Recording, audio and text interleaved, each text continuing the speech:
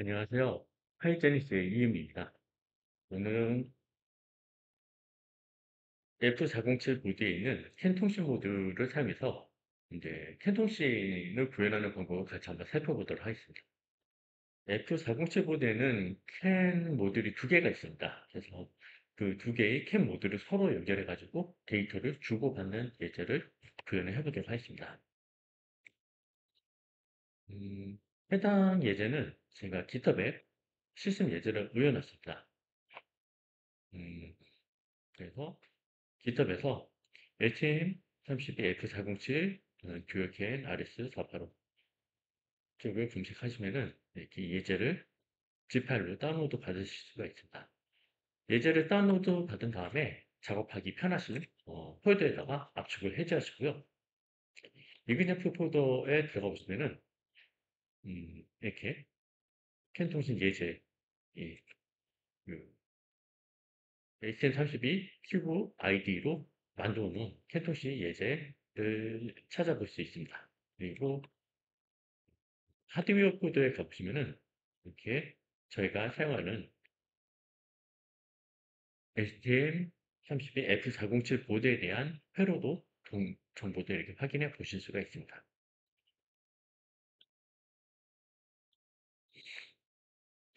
예, 오늘 실습할 CAN 통신에 대해서 같이 좀 알아보는 시간을 갖겠습니다.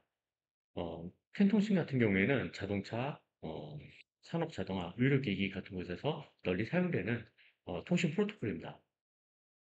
여러 개의 노드를 하나의 버스를 공유해가지고 데이터를 굉장히 효율적으로 송수신할 수 있도록 설계가 되어 있습니다. 멀티마스터, 멀티 슬레이브를 지원을 한다라는 점이 중요한 특징이고요. 캔 네트워크에 여러 개의 노드가 동시에 데이터를 송수신을 할 수가 있습니다. 이를 위해서 이제 우선선이 기반의 충돌 방지 메커니즘 같은 것들이 이제 반영이 되어 있고요. 그리고 이제 차동 신호 방식을 사용합니다. 이 차동 신호 방식 같은 경우에는 어, 저희가 RS485에서도 차동 신호 방식을 사용한다라고 이렇게 말씀드렸는데 캔도 마찬가지입니다. 차동 신호 방식이 뭐냐면은 두 개의 회선이 있는데 통신할 때 사용하는 두 개의 회선의 전압 차이를 가져다가 이제 저희가 신호를 식별하는 데 사용한다라고 이렇게 보시면 됩니다. 그래서 캔에는 보통 많이 쓰는 표현으로 can H, can L이라는 표현을 씁니다. 이제 높은 전압을 H라고 표현했고요. 낮은 전압 부분을 L이라고 표현했는데 이 두 이제 H하고 L이라고 하는 두 회선의 전압 차이를 가져다가 이제 논리가 0이냐 1이냐 이런 식으로 이제 데이터를 식별을 한다는 거죠. 이렇게 2볼트로 가는 큰 전압 차이를 기반으로 해서 데이터를 식별하기 때문에 어, 그 노이즈에 굉장히 강하고 장거리 통신을 안정적으로 수행을 할 수가 있습니다. 여러 노드가 동시에 데이터를 이제 주고받고 할 수가 있는데, 어, 이게 가능한 이유는 아이디가 제공이 되고 또 우선순위 개념이 제공이 되기 때문에, 네, 어떤 아이디가 높은 우선순위에 갔는지, 낮은 우선순위에 갔는지에 따라서 동시에 데이터가 전송하더라도, 지속적으로 데이터를, 이제 비트 충돌 없이, 데이터를 서로 주고받을 수 있다라는 점이 좀 캔 통신의 특징이라고 볼 수 있습니다. 그리고 예, 확장 가능성이라는 거는 이제 어떤 캔 통신 모듈로 통신을 하는 구성이 갖춰져 있을 때 우리가 캔 트랜시버 같은 거를 사용해서 중간중간에 이제 노드에 추가할 수 있다라는 점이 큰 특징입니다. 캔 통신 모듈이 주어져 있고 이제 그 버스 사이에 캔 모듈, 우리가 원하는 캔 모듈을 이렇게 중간중간에 삽입을 할 수가 있습니다. 여기서 주의할 점은 중단 저항이라는 개념이 필요한데요. 양끝, 그러니까 캔 통신 모듈이 양단 끝에는 종단 노드라고 표현을 하기도 하는데 종단 저항이 필요합니다. 120옴 정도를 사용을 하고요.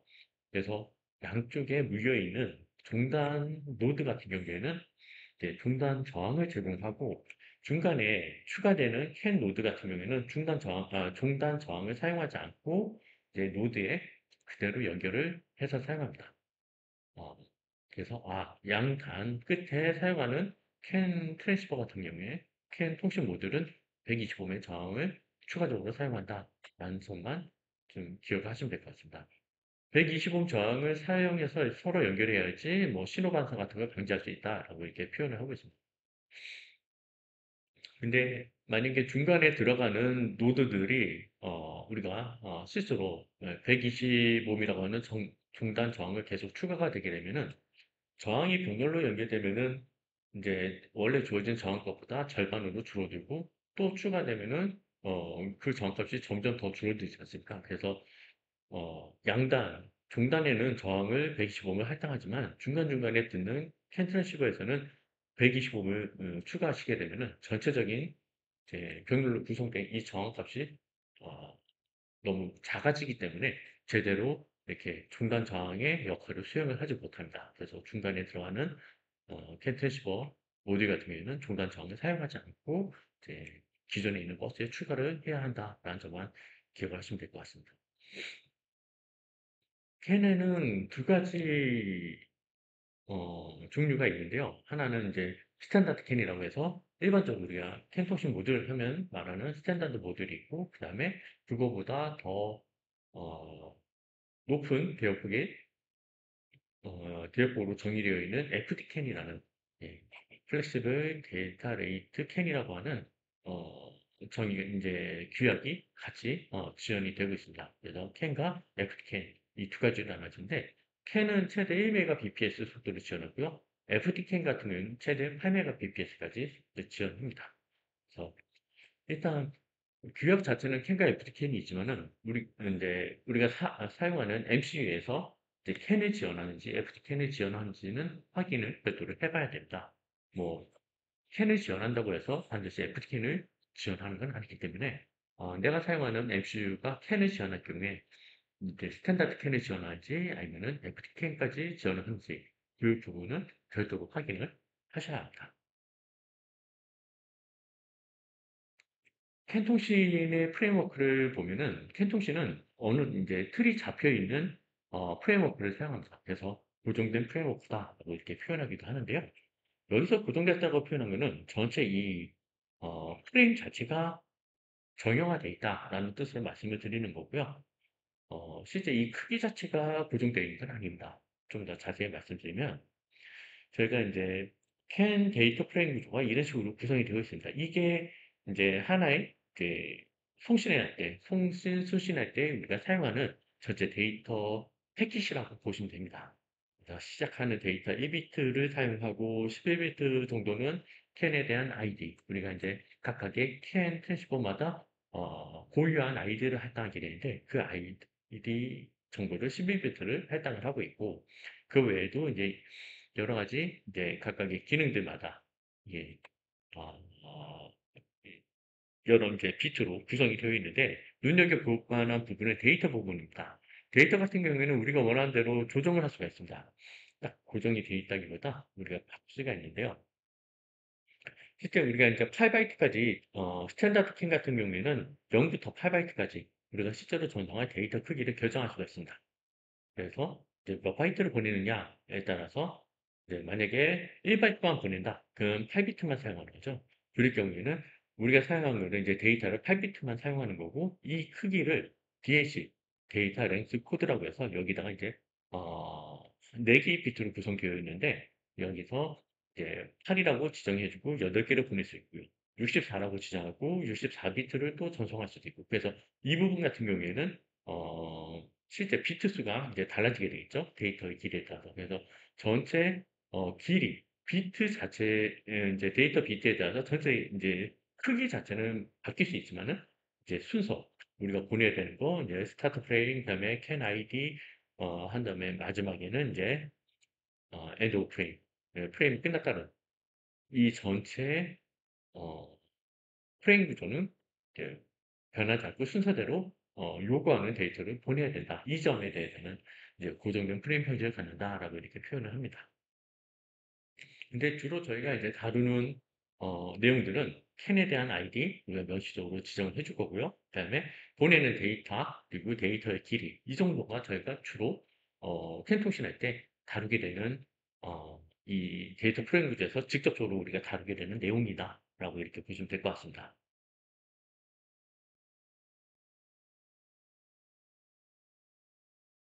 예, 캔 통신할 때 우리가 주요 모드는 네 가지가 있습니다.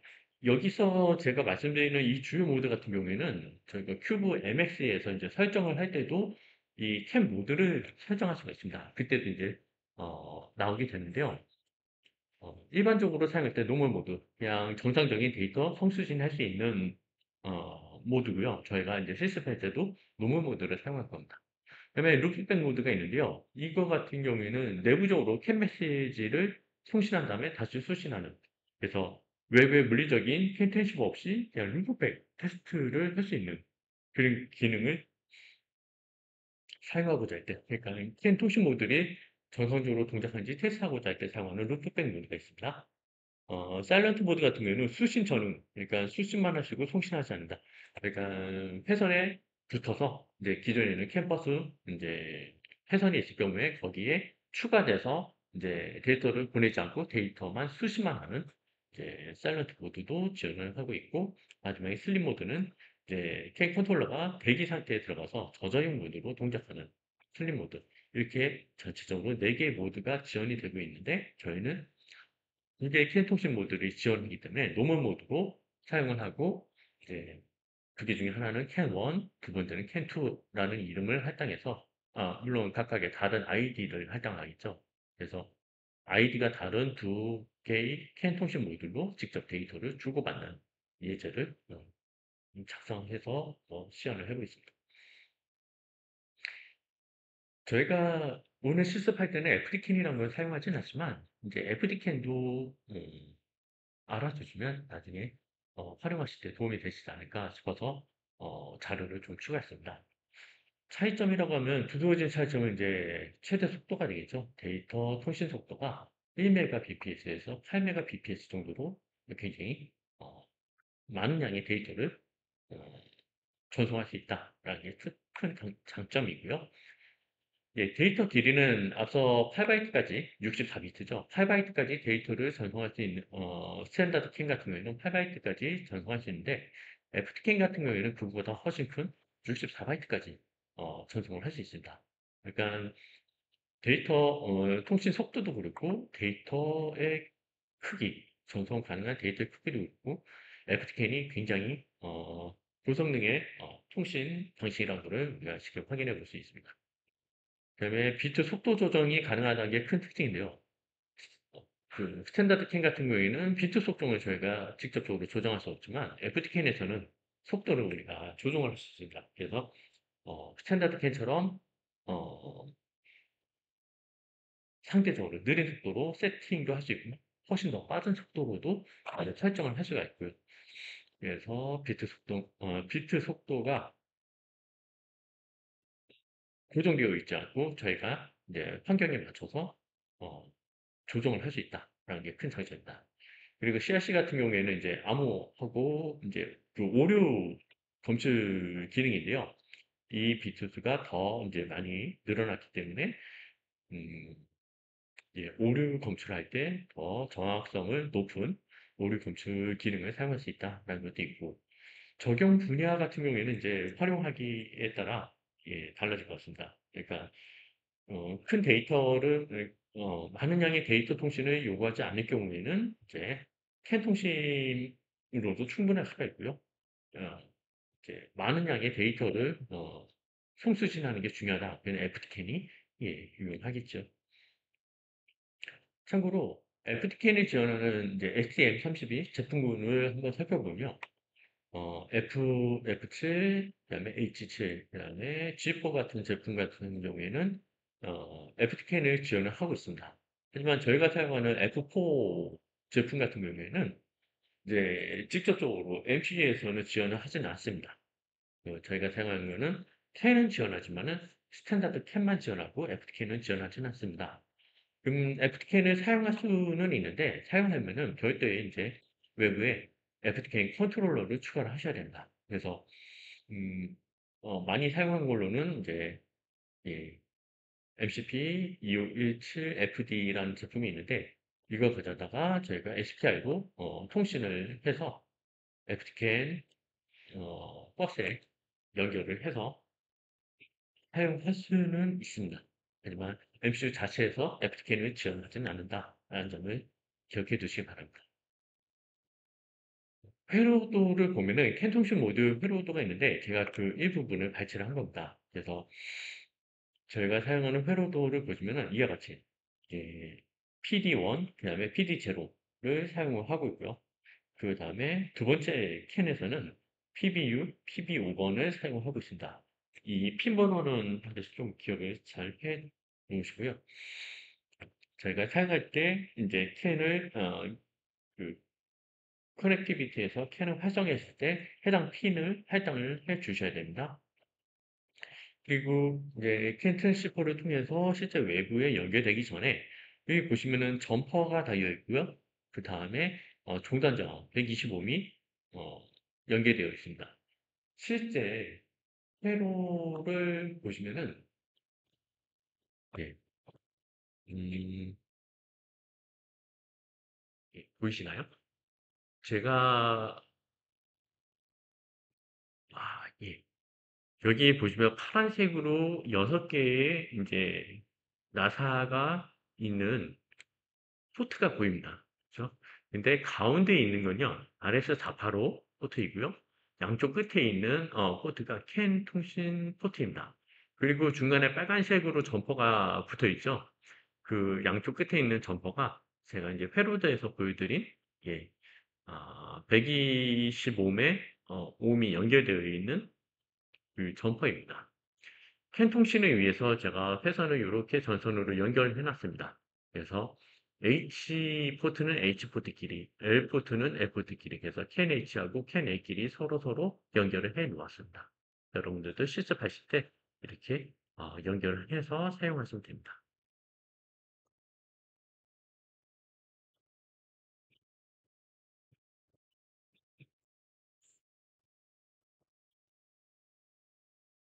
예, 많이 좋아서 그 점퍼가 이렇게 연결되어 있고 이게 이제 저희가 종단 모드로 사용할 때는 점퍼를 붙여놓고 연결을 하면 되고요. 만약에 기존에 있는 캔 버스에 내가 연결하려고 한다 그러면은 점퍼를 제거하고 연결을 하시면 됩니다. 예, 그래서 중단로도 사용할 때는 점퍼를 연결하고 만약에 중간에 추가된다 그럼 점퍼를 제거하고 연결하시면 됩니다. 라고 이렇게 표기되어 있죠. 실제 설정을 한번 같이 해보도록 하겠습니다. 예, 앞서 보여드린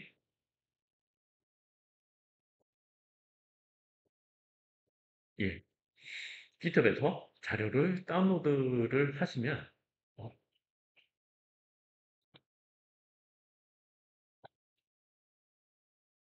예, 비디오 캡처를 자 하면 앞서 보여드린 예, GitHub에서 자료를 다운로드 하시면은 다음과 같이 이렇게 자료를 확인하실 수가 있습니다. 여기서 리퀴템플 쪽 폴더에 보시면은 공구 캔 폴더가 보이실 겁니다. 이 폴더에 제가 작성해놓은 코드가 다 들어있는데요. 여기서 큐브 MX를 먼저 실행시켜가지고 설정을 먼저 하도록 하겠습니다. 실습을 위한 설정을 먼저 수행을 할 건데요. 예, 큐브 MX를 같이 한번 살펴보겠습니다.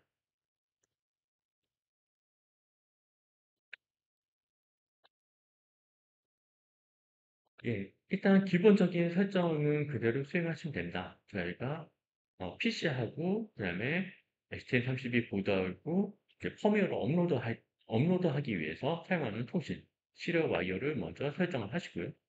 두 번째로 이제 클럭 같은 경우에는 F407 보드에 있는 예, 오실레이터 클럭을 선택을 해줍니다. 외부 클럭인 거죠. 그래서 외부 클럭을 선택을 하시고 GPIO 이렇게 두 개 선택을 하신 다음에 연결 쪽으로 가서 디버깅을 위해서 사용할 UART 하나를 추가를 합니다. 앞서 추가해왔던 이제 디버깅 목적의 UART라고 보시면 됩니다. 저는 RS231을 통해서 이제 PC랑 연결해서 디버깅 정보를 확인할 때 사용하고 있죠. 기본 값들로 그대로 사용을 하시면 됩니다. 배달을 설정하지 않고 쓰시면 되고요. 다른 속성들도 그냥 기본 값을 그대로 사용을 하고 있습니다. 예, GPIO만 PA9, PA10번 사용하는 것만 확인하시면 될 것 같고, 그다음에 캠 모드를 이제 활성화시키시면 됩니다. 캠 1과 캠 2, 둘 다 활성화를 할 건데, 액티브, 이제 모드에서 액티브만 실행하시면은 다음과 같이 기본적으로 설정되어 있는 값들을 확인하실 수가 있습니다. 여기서 제가 수정한 거는, 이제, 예, 비트 세그먼트 1을 이제 4 타임스, 그 다음에 비트 세그먼트 2를 2 타임스로 이렇게 그냥 수정만 했습니다. 이거에 대해서는 제가 문서에서 좀 더 자세하게 설명을 드릴게요. 이렇게 맞춘 이유는 제가 이제 비트레이트를 500K로 맞추려고 이와 같이 예, 값을 설정했다라고만 지금 확인하시면 될 것 같습니다. 정확하게 계산하는 방법 같은 경우에는 문서를 통해서 제가 좀 더 설명을 드릴게요. 그리고 여기서 주의하셔야 될 부분은 GPIO입니다. 아마 그 캔 1번을 사용하시면은 기본적으로 사용하는 포트가 예, PD0, PD1이 아닐 수가 있습니다. 여기서는 그냥 PD0, PD1이 되네요. 만약에 사용하시는 포트가 다를 경우에는 저희 회로도 맞춰서 핀 넘버를 맞추시기 바랍니다.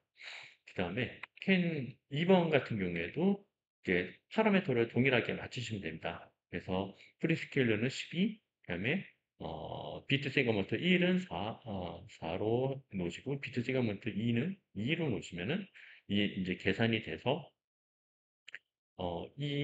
2000 나노세컨드 그러니까 2 마이크로 세컨드가 되겠네요.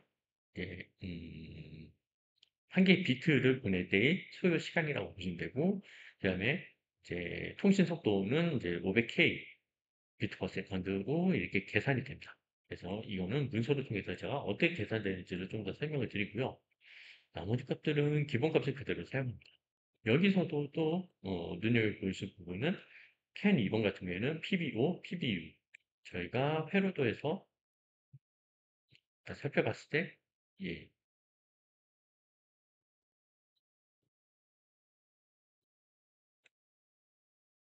PBU, PB5번을 사용한다 말씀드렸죠. 그래서 PB5, PB6번이 할당이 제대로 되어 있는지 확인하시기 바랍니다. 그래서 최종적으로 보시면은 이런 식으로 이제 할당이 된 것을 확인하실 수가 있습니다. PB6에 이제 캔 2번 TX, 그다음에 PB5에 캔 2번 RX, 그다음에 PD1에 캔 1번의 TX, PD0에 캔 1번의 RX로 이렇게 설정되어 있으면은 아, 회로 구성이 정상적으로 설정됐다. 이렇게 보시면 됩니다. 음, 다음에 예, 컨피그레이션 쪽에 가면은 저희가 저희 보드는 25MHz 외부 크리스탈을 사용을 하고 있고요. 이걸 통해서 연결이 되어 있습니다. 그리고 전체 주파수는 최대 지원 주파수인 168MHz로 설정을 해놨고요. 나머지는 그냥 기본값을 그대로 사용을 하시면 됩니다.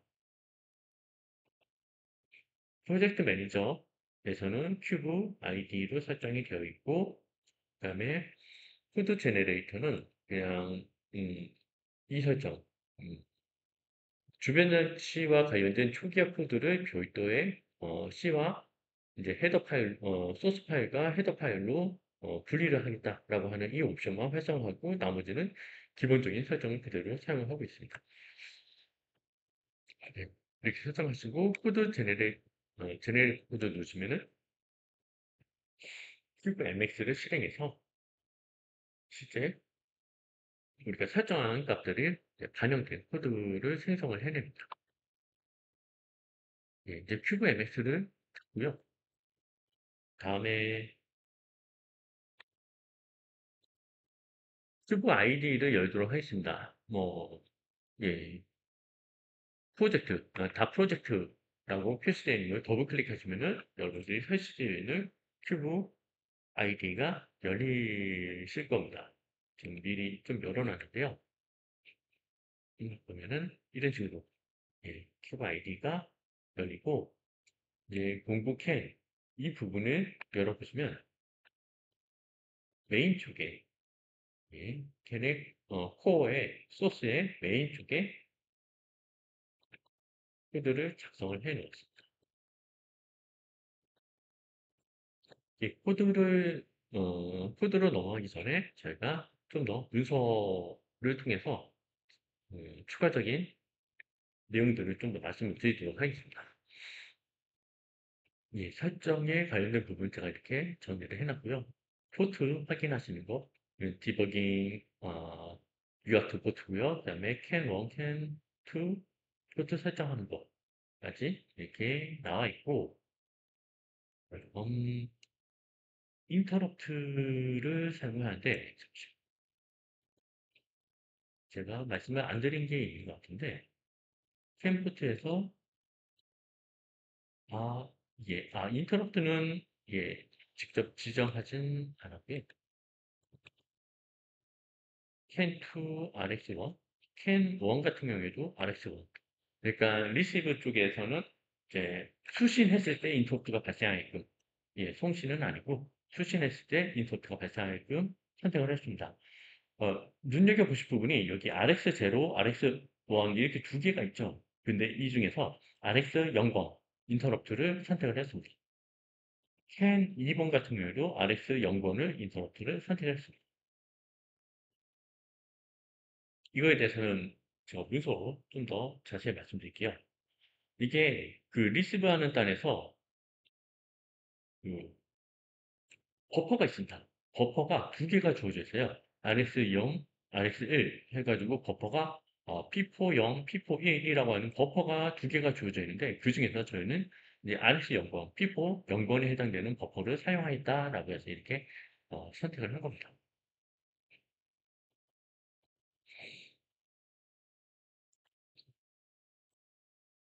예, 그래서 인터럽트 쪽에 보면은 이제 TS 쪽은 하나인데 RS 쪽에 두 개가 있어요. 그둘 중에 어떤 걸 사용할지 뭐 둘 다 물론 사용할 수도 있습니다만 저희는 간단하게 그러니까 RS 0번 이제 피퍼체로 들어오는 RS 0번 인터럽트를 사용하겠다라고 이렇게 지정을 했고요.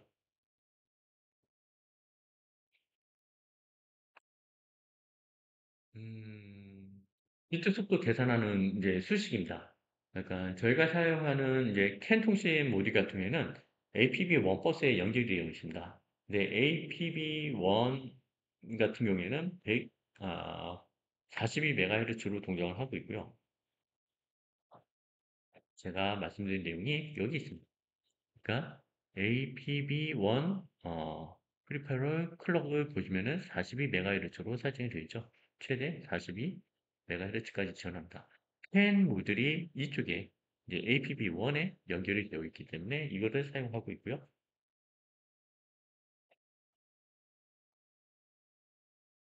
그래서 주파수 이제 버스 클럭을 버스 주파수를 지정하고 프리스케일러 우리가 사용한 프리스케일러만큼 이제 나눠지게 되는 거죠. 그 다음에 저희가 사용하는 게 이제 TS1, TS2라고 이렇게 있는데 한 비트를 결정하기 위해서 소요되는 이제 아, 소모 시간이라고 보시면 됩니다. 그래서 1 더하기 4 더하기 1 해서 이만큼의 시간이 소요가 되기 때문에 이 시간만큼 이제 프리스케일러랑 곱해서 전체 우리가 사용하는 이 버스 값, 이제 버스의 주파수로 나누게 되면은 실질적인 캔 통신 속도를 우리가 얻을 수가 있습니다.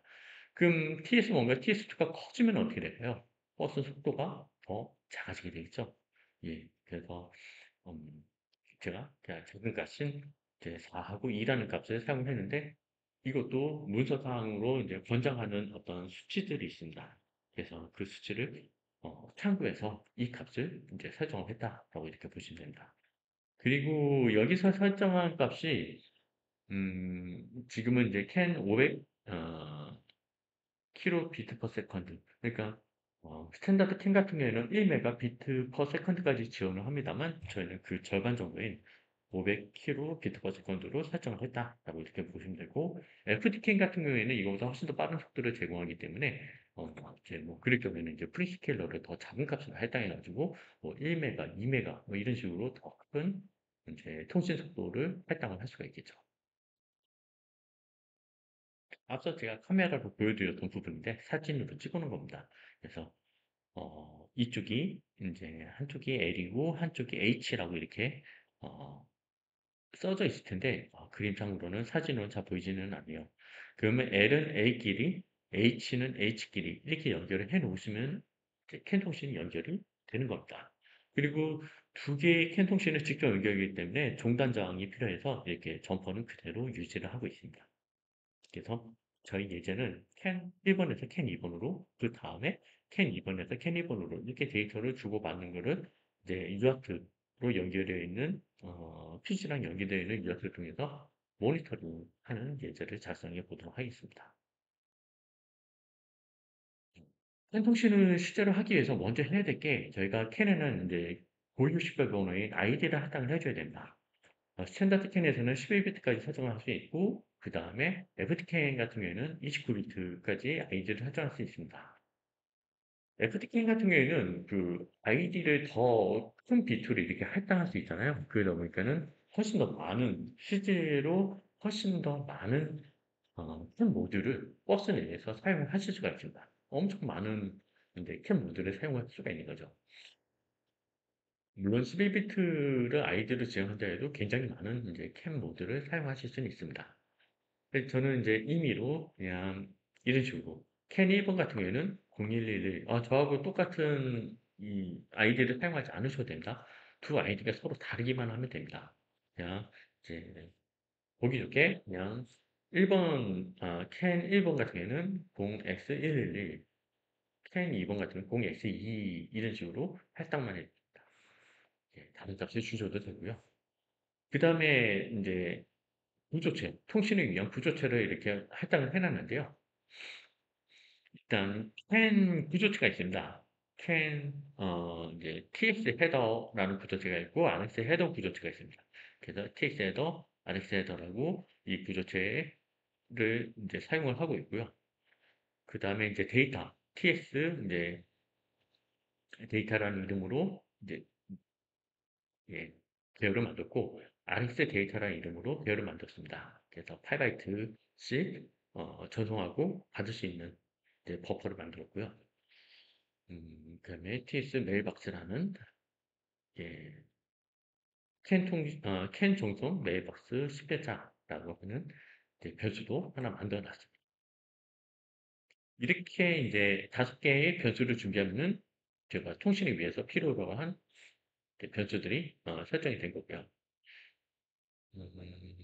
이제 메일박스 스크래처 같은 경우에는 캡 메시지가 전송되는 동안에 이제 이제 실제 이제 해당 메시지가 전송이 되었는지 여부를 식별할 때 사용한다. 전송용으로 이제 전송이 되었는지 이제 아니면은 오류가 이제 발생했는지 여부 같은 그런 정보들이 이 메일박스라는 이름으로 관리가 된다라고 이렇게 보시면 됩니다. 그래서 각 메일박스는 한 번에 하나의 메시지를 전송할 수 있습니다. 뭐 이런 정보들이 주어져 있네요.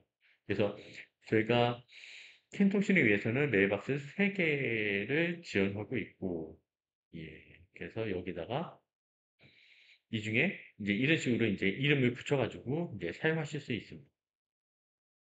저희는 이제 하나만 사용하기 때문에 그냥 TS 메일박스라고 이렇게 지정을 하고 있고요. 데이터 배열을 이제 만들어 놓은 배열을 가져다가 초기화를 하고 있습니다.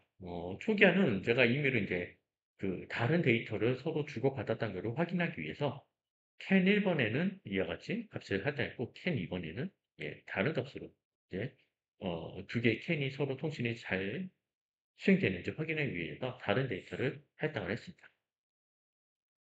8개의 데이터를 할당했기 때문에 뭐 DS 그러니까 데이터 랭스 코드 같은 경우에는 이제 8로 지정을 해주면 됩니다. 전체 우리가 실제로 데이터를 주고받을 그 데이터의 길이 정도까지도 이제 통신할 때 같이 알려줘야 되기 때문에 여기서 이제 8개로 제가 지정을 해서 전달할 거고요.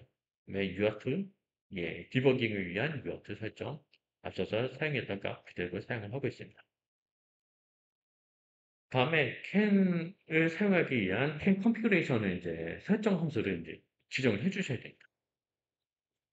그래서 캔 컨피그레이션 같은 경우에는 이제 여러 가지 내용들이 들어있는데, 어, 제가 몇 가지 사용하는 중요한 부분들만 좀 말씀드리면은, 일단 그 피터뱅크라는 값이 있습니다. 이 피터뱅크 이제 우리가 여러 개의 값을 이제 지정할 수가 있는데, 주의하셔야 될 거는 저는 이제 캔 피터 1번 같은 경우에는 0으로 지정을 했고요. 캔 피터 2번, 이제 두 번째 캔 같은 경우에는 다른 값을 주셔야 됩니다. 0이랑 똑같은 값을 주시면 안 되고요. 1번에서 0을 썼으니까는 전 2번에서는 1로 지정을 했습니다. 같은 값을 지정하시면은 통신이 정상적으로 수행이 되지 않습니다. 그래서 피터 뱅크는 다른 값을 주셔야 된다라는 점을 기억하시기 바라고요. 아이디 마스크 모드라는 것도 있는데 이게 뭐냐면은 우리가 선택적으로 그러니까 캔마다 개별 고유의 아이디를 가질 수 있습니다라고 말씀드렸죠. 근데 그 아이디 중에서 내가 사용할 아이디를 이제 선별할 수가 있는 거예요. 그러니까 어떤 아이디 범위에 있는 아이디만 이제 캔 아이디가 그 범주 안에 들어있는 것만 내가 통신하겠다라고 할 때 이제 아이디 마스크를 이제 제공을 하면은 그 아이디 범위 내에 들어오는 이제 캔 아이디만 이제 통신할 때 사용할 수 있게끔 저희가 이 마스크 그러니까 필터로 사용하실 수가 있습니다. 모든 메시지를 모두 수신하려면은 이 아이디하고 마스크에다가 그냥 0x0000을 지정하시면은 이제 필터가 적용되지 않고 모든 이제 캠퍼스에 놓여 있는 모든 캔에 이제 수신을 할 수 있게 되는 거고요. 저희는 마스크를 사용하지 않고 모두 수신할 수 있게 제가 0x0000 이런 식으로 지정을 했습니다. 그리고 저희가 사용할 어, 이제 버퍼는 앞서서 RX 0번을 사용한 데 있기 때문에 이제 버퍼는 RX P4 0번 이렇게 지정을 하시게 되면은 이제 우리가 수신으로 사용할 데이터를 저장할 수 있는 이제 버퍼를 명시적으로 지정을 할 수가 있습니다. 음, 예, 이렇게 해서 필터를 이제 다 필터에서 제공해주는 속성들을 다 정의를 한 다음에 그 필터를 이제 넘겨주셔서 실제 우리가 필터 컨피그레이션을 이제 반영한다라고 이렇게 보시면 됩니다. 그래서 할 언더바 캔 언더바 컨피그 필터 이 함수를 통해서 우리가 만든 이 캔 필터 구조체를 그대로 전달을 해주시면 이제 설정이 반영이 된다라고 보시면 됩니다. 캠 필터 셋업을 수행한다라고 이렇게 보시면 되는 거죠. 이렇게 설정이 끝난 다음에 통신하는 부분은 좀 예, 빠르게 수행을 할 수가 있습니다. 일단 캔을 사용하기 위해서 하이 캔 스타트 해서 저희는 두 개의 캔을 쓰기 때문에 캔 2번을 이제 시작을 하게 되는 거고요. 그 다음에 RX 인터럽트를 활성화시킨다. 그러니까 저희가 큐브 MX에서 이제 지정을 해놨죠. 캔 1번과 캔 2번 다 이제 활성화 시켜놨는데 이거를 사용을 하겠다라고 지정을 한 겁니다. 그래서 예, 여기 부분 이제 RX P4 연번 그다음에 캔 2번 같은 경우에도 똑같이 설정해서 RX P4 연번을 사용을 하겠다라고 해서 이렇게 인터럽트를 활성화 시키시면 됩니다. 다음에 캔 송신 함수를 사용해서 이제 보내는 거죠. 데이터를 실제로 보내는 부분이다라고 보시면 됩니다. 이 함수를 만들었고 이 함수는 이제 캔 1번과 캔 2번 모두 다 이 함수를 통해서 데이터를 송신을 할 겁니다. 달라지는 게 이제 있으면 여기다가 이제 캔 1번에 이제 인스턴스를 주면은 캔 1번이 송신을 하고 캔 2번에 인스턴스를 주면 캔 2번이 이제 송신을 수행을 하게 되겠죠. 하지만 실제 이 어떤 캔 인터페이스를 어떤 캔 인스턴스를 사용하느냐만 달라지고 나머지들은 뭐 달라진 게 없습니다. 이제 실제로 보낸 데이터 정도만 이제 어떤 데이터를 가리킬지 어, 그 정도는 달라지기만 하고 나머지는 동일하다라고 보시면 되죠. 그래서 이제 TX 헤더 앞서서 저희가 그 만도는 정의한 거죠. 여기 나와 있죠. can tx 헤더 이제 type define 이 구조체가 있는데 그 구조체를 사용해서 이제 데이터를 보내는 겁니다. 보시면 이 구조체 안에 있는 속성들을 채워 넣기만 하는 겁니다. id 그다음에 extended id 같은 경우에는 뭐죠? 지금 0번이죠. 스탠다드 can이기 때문에 0으로 지정하시면 되고 뭐 ITR 그다음에 can id는 스탠다드 id다 뭐 이런 것들 랭스 정도는 달라지게 되겠죠. 우리가 지정한 데이터의 길이 값을 이제 랭스로 전달하게 되는데 이 랭스 값을 그대로 DLC 데이터 랭스에 직접 이제 알려줍니다.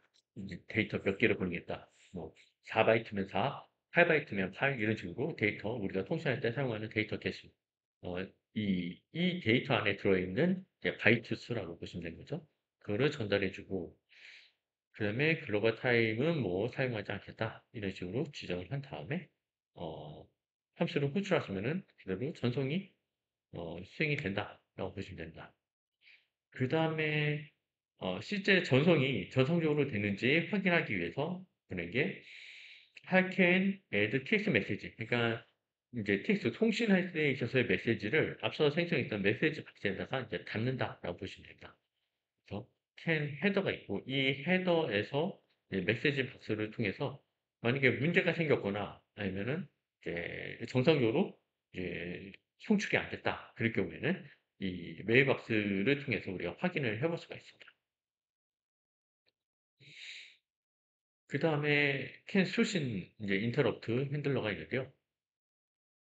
수신할 때는 이제 P4 제로번을 데이터가 당기고 이 P4 제로번에 데이터가 당겼으면은 수신한 데이터가 있다는 걸 우리가 확인할 수가 있겠죠. 그래서 음, P4 제로 메시지 이제 패딩 콜백 그러니까 실제로 P4 제로의 데이터가 수신되면은 이 함수가 호출이 된다라고 보시면 됩니다.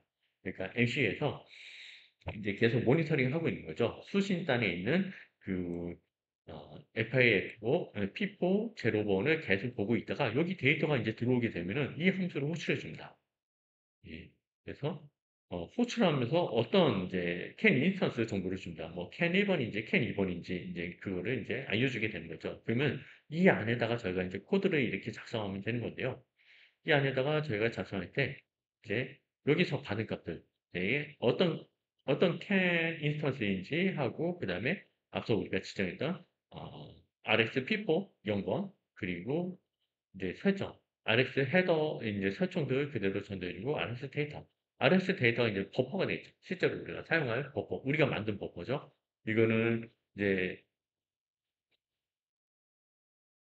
그 DMA 쪽에서 이제 사용하는 버퍼고 이게 저희가 사용하는 버퍼. 그래서 이런 식으로 지정을 해주시면 됩니다.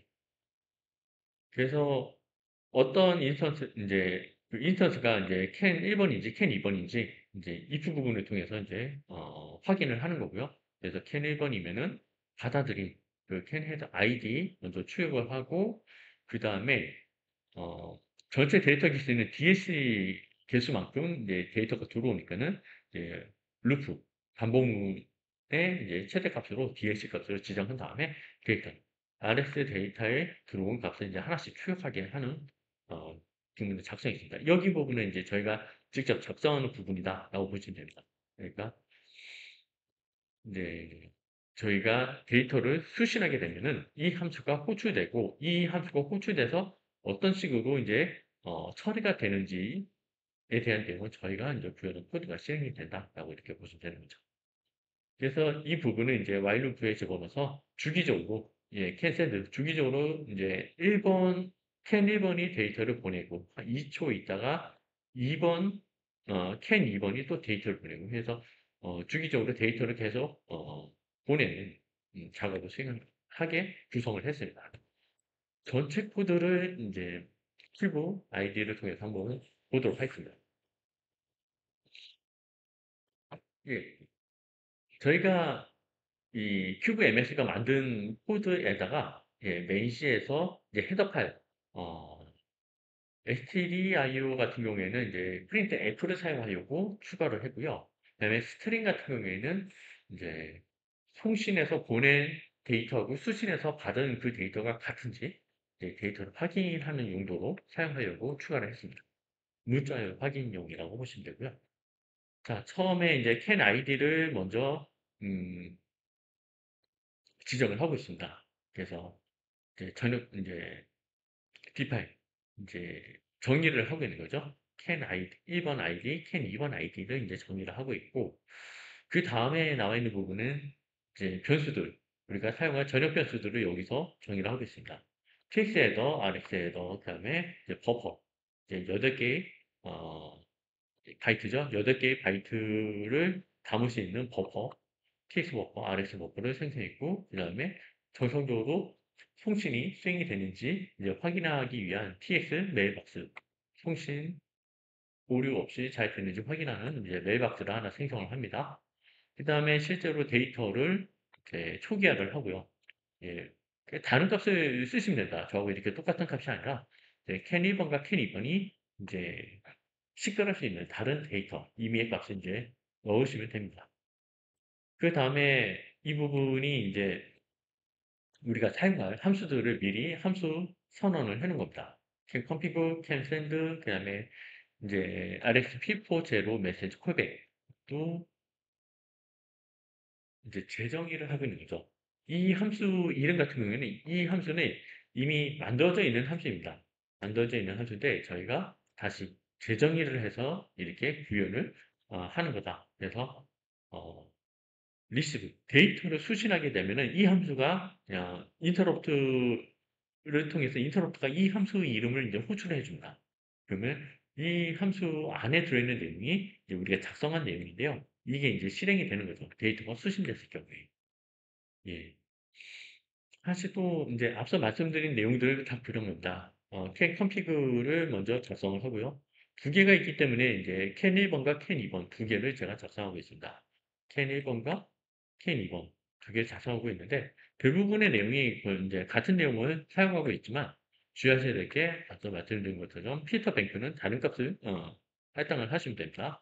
그 다음에 나머지들은 다 같은 값을 사용을 하고 있죠. 예, 설정 자체는 동일하게 쓰고 있습니다. 필터 뱅크만 다르게 다른 뱅크를 사용하게 지정하면 된다라는 점을 좀 주의를 하시고요. 그 다음에 만든 이제 컨피그레이션을 실제로 반영하는 부분이 이 부분이라고 보시면 된다. 예, 할 언더바 캔 언더바 컨피그 필터 함수를 호출해서 우리가 만든 구조체를 전달을 해주면은 여기 있는 내용들이 반영이 된다. 실제 캔에 반영이 된다라고 이렇게 보시면 됩니다. 그래서 캔 1번, 캔 2번 각각 이제 구성을 하고 있는 거고요. 이렇게 구성 이제 컨피그레이션 값을 이제 할당을 했으면 그 다음에 이제 while can start를 통해서 이제 실제 시작을 한다라고 보시면 됩니다. 그래서 컨피그레이션을 먼저 하고 while can config 필터를 통해서 컨피그레이션을 먼저 한 다음에 이제 구성 요소를 할당한 다음에 이제 시작을 한다. 이 순서만 기억하시면 될 것 같습니다. 그 다음에 남아있는 게 이제 인터럽트. 이제 리시브 인터럽트가 발생했을 경우에, 우리가 이제 작업을 수행하는 부분인데요. 어, how can, activate notification이라고 있는 이름으로 되어 있는 함수를 통해서 이제 인터럽트 활성화를 한다라고 보시면 됩니다. enable이라고 보시면 돼요. 인터럽트 활성화를 하기 위해서 이제 activate notification에다가 우리가 사용할 can 1번, 2번 두 개가 있죠. 그래서 can을 시작한 다음에 인터럽트 활성화를 시킨다라고 보시면 됩니다. 인터럽트를 활성화할 can을 지정하고요. 그 can이 실제로 바라볼 이제 p4 그러니까 어떤 receive 버퍼를 바라보는지를 지정해 주는 겁니다. 저희는 RxP4 0번을 이제 가리키도록 만들었습니다. 이게 0번이 될 수도 있고 1번이 될 수도 있겠죠. 저희가 큐브 MX에서 설정한 값에 따라서 이제 달라질 수는 있겠죠. RX 0번을 쓸지 RX 1번을 쓸지에 따라서 이 값은 달라질 수도 있습니다. 하지만 지금은 저는 0번을 쓰기 때문에 P4 0번. 그 다음에 두 번째 같은 경우에도 이제 캔 2번도 마찬가지로 P4 0번을 쓰게끔 이제 지정을 했습니다. 이름은 피포0, 피포0 이름은 같지만은 실제 캔마다 다른 버퍼. 1번 캔에 이제 피포 0번, 2번 캔에 다른 피포 0번이 이제 할당이 된다. 이렇게 보시면 됩니다. 예, 이름만 같고 이제 다른 이제 피포로 이제 버퍼가 1번은 1번을 위한 버퍼, 2번은 2번을 위한 버퍼가 이렇게 할당이 된다. 그래서 인터럽트 활성화를 시키는 과정이었고, 그다음 이제 이 다음 부분부터는 실제 캔 샌드, 캔 리시브 내용만 나옵니다. 지금까지는 이제 캔에 대한 어떤 이제 컴프레션, 구성 요소하고 이제 시작하고 인터럽트 활성화하는 단계였고, 그다음 지금부터는 캔을 실제로 보내는 부분과 캔을 받는 부분, 이 부분 구성하시면 되는데요. 캔 샌드 할 때 이제 보내는 부분이죠. 데이터를 보낼 때 아이디가 그다음에 익스텐디드 아이디 같은 경우에는 이제 FD 캔을 사용할 때 설정을 하셔야 되는 부분이고, 저희는 이제 ITR 그다음에 스탠다드 아이디 같은 경우에는 캔 스탠다드 아이디다 지정해주고, 저희가 눈여겨볼 부분은 이제 랭스죠. 데이터 길이. 우리는 지금 이제 8바이트의 데이터를 보내기 때문에 랭스는 8이 될 겁니다. 만약에 8보다 작은 값을 사용할 수도 있겠죠. 보내는 데이터 개수에 따라서 유효 데이터 개수라고 보시면 됩니다. 바이트 단위로. 이렇게 할당을 하시면 되고요. 이거는 이제 캔 1번과 캔 2번 모두 같은 이 함수를 사용을 합니다. 이제 데이터를 받는 부분인데요. 이 부분은 이제 이름이 정해져 있다라고 말씀드렸죠. 사전에 정의가 되어 있습니다. 이제 근데 이 이름만 정의되어 있고 인터럽트는 이 이름으로 된 함수를 호출만 해줍니다. 호출해서 무엇을 할지는 저희가 직접 작성을 한 내용이 실제 실행이 된다라고 이렇게 보시면 됩니다. 비어있는 함수가 정의되어 있다라고 이렇게 보시면 돼요. 네, 반드시 이 이름을 사용하셔야겠죠. 인터럽트는 이 이름을 호출하기 때문에 반드시 이 이름을 사용을 하셔야 됩니다. 자, 그러면 이 이름 안에서 저희가 수행할 작업을 이제 정의를 해주는 건데요. 저희가 고려해야 될 부분이 처음에 뭘 고려하고 있죠? 제대로 수신됐는지. 그러니까, 어, 이제 I can get RX 메시지. 그러니까 RX 메시지로 이제 그 유효한 데이터가 들어왔는지를 확인하는 겁니다. 그러니까 물론 데이터가 있기 때문에 이제 콜백 함수가 호출됐겠지만 이건 인터럽트만 발생했을 뿐이지 실제 데이터가 있는지는 이제 별도로 확인을 해야 되겠죠. 인터럽트가 발생해서 이제 실행을 하는데 우리가 지정한 뭐 캔 1번이 될 수도 있고 캔 2번이 될 수도 있고, 예, 거기에 키포 연번에 실제 데이터가 예, 있는지 여부에 따라서 데이터가 있으면은 이제 할 오케이가 냈고, 데이터가 없으면 이제 읽을 데이터가 없습니다라고 해서 이제 에러 메시지를 출력하고요. 그래서 읽을 데이터가 있는 경우에 이제 이와 같은 작업을 수행한 겁니다. 이거는 나눠진 게 뭐냐면은 1번 이제 1번 캔이냐 2번 캔이냐에 따라서 다르게 작업하기 위해서 나눈 것 뿐이고요. 실제 하는 작업은 이제 동일하다고 보시면 됩니다. 1번 캔이 이제 데이터를 받았으면은 1번 캔에서 데이터 받았습니다라고 해서 이제 캔 아이디, 캔 식별자 번호를 먼저 출력하고, 그다음에 루프 부분이 있는데 이 루프 부분에서는 전체 개수는 이제 DLC, 데이터 랭스 만큼 이제 루프가 도는 거고요. 그다음에 RX 데이터 저희가 만든 버퍼 있죠. 그 버퍼 안에 이제 실제 데이터가 들어오게 됩니다. 어, 조금 헷갈리실 수 있는 게 여기 이제 RX P4 연관하고 RX 데이터하고 헷갈리실 수가 있을 것 같은데, 그 RX P4 같은 경우에는 이제 DMA, 그러니까 캔 DMA가 바라보고 있는 버퍼라고 보시면 되고요. 여기 RX 이제 데이터는 저희가 만든 이제 버퍼라고 보시면 됩니다. 그래서 어, 여기 있는 이제 메시지가 실제로 이제 RS 데이터 버퍼에 이제 매핑이 된다라고 이렇게 보시면 됩니다. 그래서 저희는 이제 그 DMA에서 빠른 속도로 이제 그 캔이랑 DMA가 데이터를 이제 주고받는 그 버퍼에 있는 내용을 저희가 직접 쓴 게 아니라 이 RX 데이터를 별도의 버퍼를 만들어서 이 우리가 이제 생성한 이 버퍼를 통해서 데이터를 이제 확인한다라고 이렇게 보시면 됩니다. 그래서 여기 있는 이제 인덱스를 사용해 가지고 실제 데이터를 추적을 해보는 내용이 들어있다고 보시면 됩니다. 이후로는 별다른 내용은 없습니다. 그냥 이제 캔 통신 이제 일단 테스트하기 위한 메시지 디버거로 출력하는 것 외에는 여기 부분이 들어가 있죠. 마지막으로 이제 while 메인에서 이제 반복문 안에다가 주기적으로 계속 2초마다 can 1번, can 2번이 번갈아가면서 데이터를 계속 보내는 예, 이제 그러면은 이제 계속 보내고 계속 받고 계속 보내고 이 작업을 이제 반복을 하게 되겠죠. 여기까지만 이제 보시면 됩니다.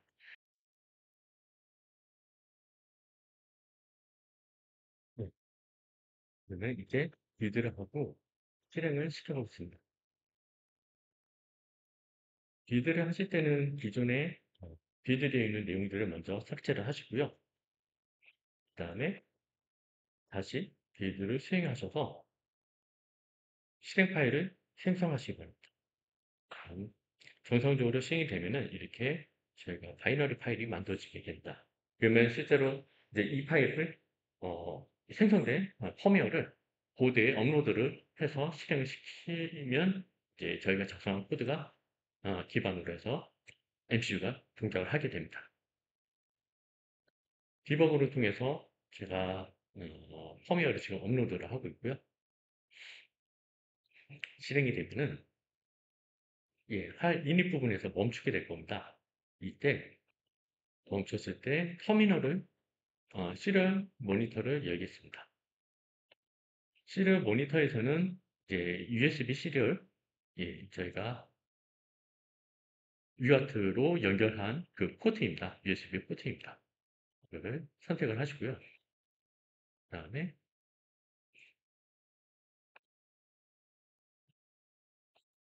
탭 아이디를 조금 줄이겠습니다.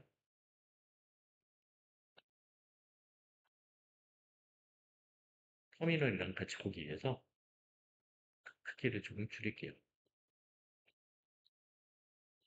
다음에 이제 실행 버튼을 누르시면은 이런 식으로 캔 1번이 캔 2번이랑 이제 테스트를 합니다. 캔 1번에서 데이터를 보냈고 1번이 보낸 데이터가 있는데 이제 캔 2번이 리시브를 했습니다. 그 다음에 캔 2번에서도 예, 캔 2번도 이제 캔 1번으로 데이터를 보내고 캔 1번이 이제 출력했는데 이와 같은 데이터 캔 2번이 이제 보낸 데이터가 캔 1번 리시버를 통해서 출력이 되고 이런 식으로 계속 캔 1번은 캔 2번 리시버는 캔 1번이 보낸 데이터를 출력을 하고 이제 바이트가 8개가 8개의 바이트씩 각각 8개 바이트씩 계속 이렇게 출력되고 있는 거를 보실 수 있죠. 그래서 2초 간격으로 캔 1번이 캔 2번으로 캔 2번이 캔 1번으로 계속 데이터를 보내고 주고 받고 하는 거를 이렇게 볼 수가 있습니다. 물론 지금은 이제 8개의 데이터를 서로 주고받기 했는데 반드시 8개를 꼭 쓰셔야 되는 건 아니고요. 1개부터 뭐 4개, 8개까지 원하신 대로 그 송수신하는 데이터의 길이는 원하신 대로 이제 조정을 하실 수가 있습니다. 이런 식으로 해서 2개의 캔을 가져다가 캔 1번, 2번으로 만들고 아이디만 다르게 이제 할당한 다음에 서로 통신하는 간단한 예제를 같이 한번 작성하고 실행을 해봤습니다. 긴 시간 강의를 들어주셔서 감사합니다. 오늘 수업은 여기서 마치도록 하겠습니다.